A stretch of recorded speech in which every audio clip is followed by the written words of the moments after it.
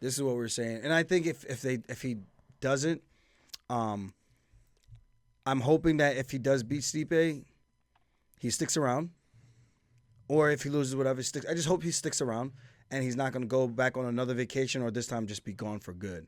Um, my biggest thing that I will want to see is the UFC figures out a way to make John Jones versus Francis Ngannou, or should I say Francis Ngannou versus John Jones, because technically Francis Ngannou is I don't want to say real champion, but he is still the real champ at He one. never lost his belt. Because if we're going by what John Jones said to DC, you were never really the champ. You were like a placeholder kind of thing, because he never actually beat him when they were leading up to that fight, the rematch. That same thing kind of applies here. Keep that same energy. Yeah, you got to keep the same energy. And it's no disrespect to John. John is John. And I'm not saying John is scared. I'm not saying Francis is scared. I just hope the UFC does what the fans want, and we don't get another Fedor Emelianenko situation where he never got to fight Brock Lesnar. We never got to see the biggest and the baddest dudes on the planet that everyone is talking about get to go at it. I don't want to see these guys fight when they're both 42 and 43. That's like, I don't want to see that. I want to see it now. Within the next year, that would be nice. What do you think would have to happen for Dana, who just said Francis would never fight again in the UFC? Like he just said this last night. What do you think would have to happen for him to change his tune? I think if enough people ask for it, I think if the demand is high enough, and it obviously comes down to Dana wants what Dana wants, and it's going to have to be Dana's way. There can be some middle ground, I think, but it's going to have to tip in the favor of the UFC for them to make it happen. And I think there's some room for that to happen, whether or not Francis wants to budge or not. Maybe do a one-off deal.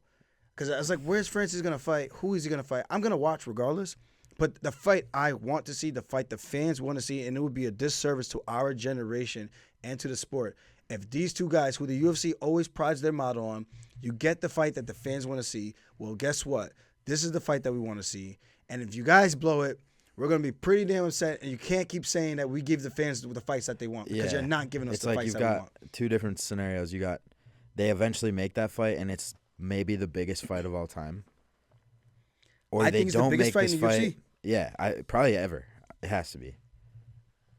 The two baddest heavyweights probably ever going against each other. Like the GOAT and then the scariest guy who's ever fought in the UFC. Mm-hmm. Yo, that gives me chills. Going man. against each other. That gives me chills. That's a good fight. How does Dana, if it makes dollars, it makes sense, how do you not make this happen?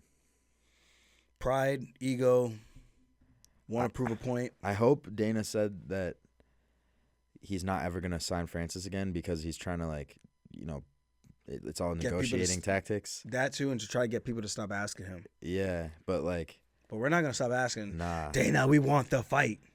Make the fight, Dana. Yo, after you beat Henry, you should be like, Dana, what? I want to see Francis Francis Ngannou versus John. Yeah, that would be cold. That would be dope.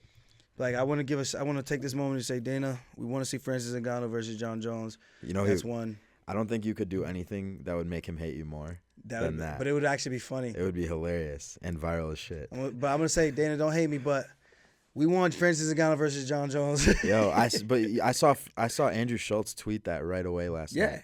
And I was like, oh, wow, that's so true. Yeah. But, even Francis kind of called out John. Oh, we forgot about that. We didn't even talk about it. He said, hey, Johnny boy. Yeah. What did he say? Basically, he called him a placeholder. Congrats, and said, sincerely, the UFC heavyweight champion. I was like, ooh. Okay, so. I know that bothers John, though, because he's like, he wants to remove all doubt. John is a competitor. Of course, and he's, kind of a psycho. But, I look at that, and I'm like, Francis, you're sending mixed signals, dude. Do you want to box, or do you want to fight for the UFC heavyweight title? What is it you're trying to get at here? I think it's all games for everybody. I mean, I think he's playing the field. I mean, I know that's what Chael Sonnen's gonna say. He's gonna be like, "You're sending mixed signals. You're ruining everything, Francis."